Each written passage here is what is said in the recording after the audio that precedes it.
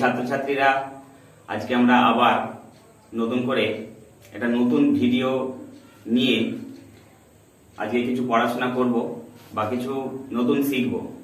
আজ কিন্তু আমরা যেটা নিয়ে পড়বো সেটা হচ্ছে ক্লাস 7 এর সেকেন্ড সামেটিভের যে প্রথম যে একটা কোষে দেখি রয়েছে, যেটা কোষে দেখি 10 এর আসন্ন মান। তো এই আসন্ন মান কিভাবে করতে হয়, প্রাথমিক যে ধারণা আসন্ন মান জিনিসটা কি বা কিভাবে আমরা আসন্ন মান করলে খুব তাড়াতাড়ি বা খুব সহজে সেই জিনিসটাকে আমরা আরো ভালোভাবে বুঝতে পারবো। তো সেই বিষয়তে আজকে প্রাথমিক একটা ধারণা আমি তৈরি করে দেবো তোমাদেরকে। তো পরবর্তীতে আমি অঙ্কেতেও যাব, অনুশীলনের অঙ্কেতেও যাব, কিন্তু আমাদেরকে আগে বুঝতে হবে যে আসন্ন মান জিনিসটা কি, আসন্ন মান কাকে বলে বা আসন্ন মান কিভাবে নির্ণয় করতে হয়। তো প্রথমে তোমাদেরকে আমি বলে রাখি, আসন্ন মান হচ্ছে এমন সংখ্যা, যেমন ধরো কিছু অঙ্ক আছে যেখানেতে আমরা হয়তো ভাগ করছি, ভগ্নাংশের কোনো অঙ্ক।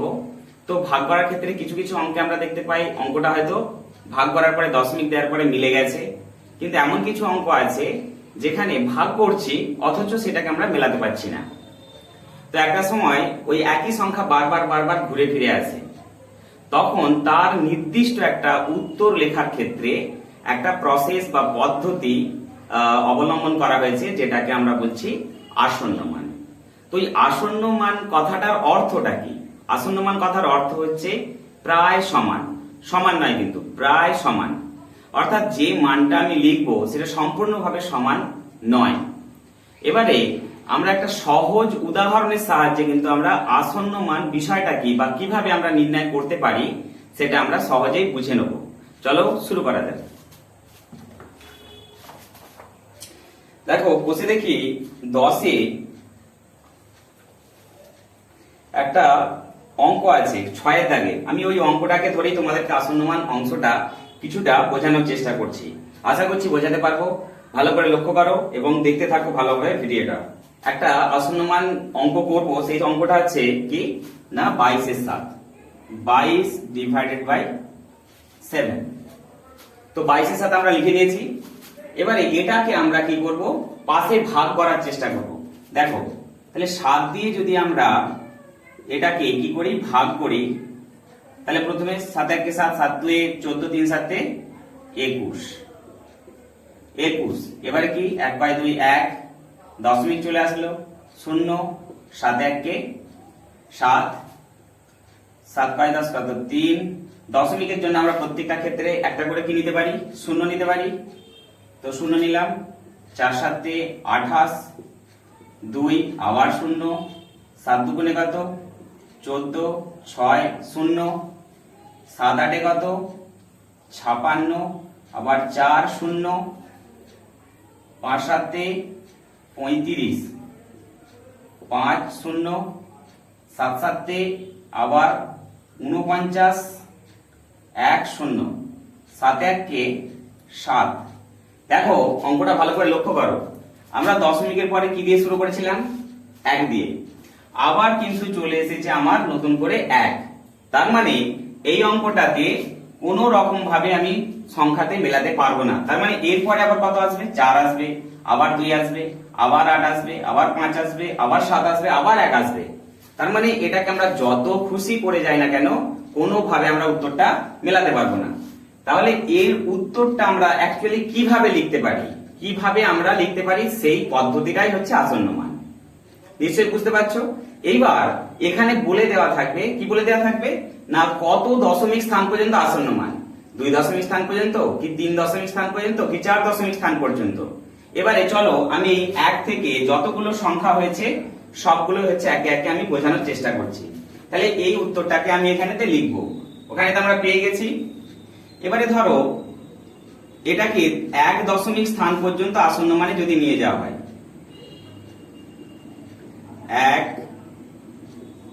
দশমিক স্থান পর্যন্ত। আচ্ছা এখানেতে কিন্তু এই যে চিহ্নটা, এই চিহ্নটা হচ্ছে কি আসন্ন মানের চিহ্ন, সমান নয়, কেউ খেলা না। তাহলে 1 দশমিক মানে কোনটা, দশমিকের পরে একটা সংখ্যা। তাহলে দশমিকের পরে একটা সংখ্যা যদি আমরা নিই তাহলে কি হবে, 3.1। এইবার দেখতে হবে যত দশমিক পর্যন্ত আসন্ন মান বের করতে বলেছে তার পরের সংখ্যাটা দেখতে হবে।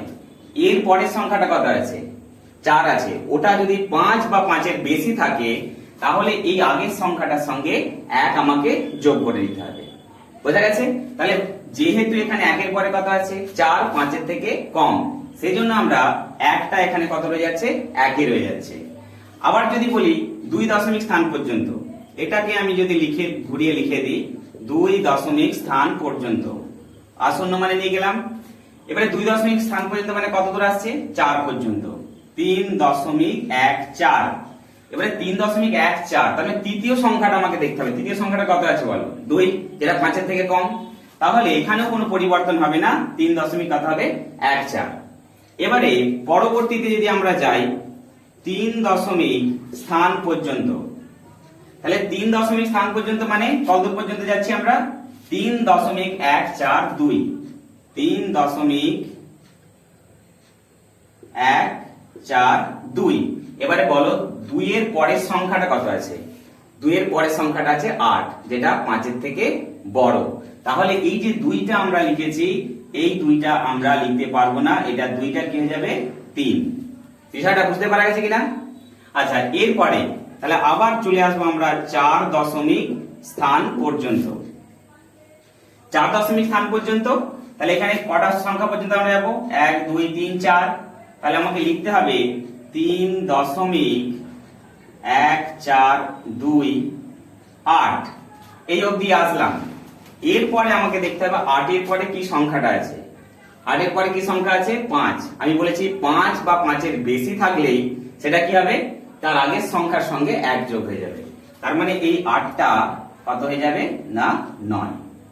বিষয়টা পুরোপুরি ভাবে নিশ্চয়ই বুঝতে পেরেছো? একটু মাথায় রাখতে হবে যে বিষয়টা, সেটা হচ্ছে কি, যত দশমিক পর্যন্ত আসন্ন মান বের করতে বলবে তার পরের সংখ্যাটা দেখতে হবে সেটা 5 বা 5-এর বেশি আছে কিনা। যদি 5 বা 5-এর বেশি থাকে তাহলে আগের সংখ্যার সঙ্গে 1 যোগ করতে হবে। আর যদি বেশি না থাকে, কম থাকে, তাহলে ওই 2 দশমিক যদি বলে 2 দশমিক পর্যন্ত যা সংখ্যাটা হচ্ছে সেটাই আমাদেরকে লিখে দিতে হবে। তাহলে আমরা কি বুঝলাম? আসন্ন মান মানে হচ্ছে পুরোপুরি সঠিক নয়, সঠিক সংখ্যা নয়, প্রায় সমান, এই শব্দটা আমাদেরকে জানতে হবে। এবং অঙ্কেতে বলে দেওয়া থাকবে 1 বা 2 বা 3 বা 4 দশমিক স্থান পর্যন্ত আসন্ন মান নির্ণয় করো। তোমরা এইভাবে করবে। ব্যাপারটা আশা করছি কিছুটা হলে বুঝতে পেরেছো। পরের দিনে আমি আবার নতুন করে অনুশীলনের অঙ্কেতে চলে যাব। আরেকটা কথা আমার বলা হলো না, সেটা হচ্ছে কি, যদি কোনো স্টুডেন্টের গার্ডিয়ান, বাড়ির গার্ডিয়ানরা হয়তো তাদের ছেলে মেয়েদেরকে গাইড করতে চাইছেন, তো তারাও এই ধরনের ভিডিওগুলো দেখতে থাকুন। আশা করছি আপনারা হয়তো কিছু কিছু বুঝতে পারবেন। এইগুলো দেখে আপনিও হয়তো আপনার ছেলে মেয়েকে কিছুটা হলে হেল্প করতে পারবেন। তাই আপনারাও এই ধরনের ভিডিওগুলো দেখতে থাকুন। লাইক, সাবস্ক্রাইব এবং শেয়ার, এই তিনটেই করতে ভুলবেন না।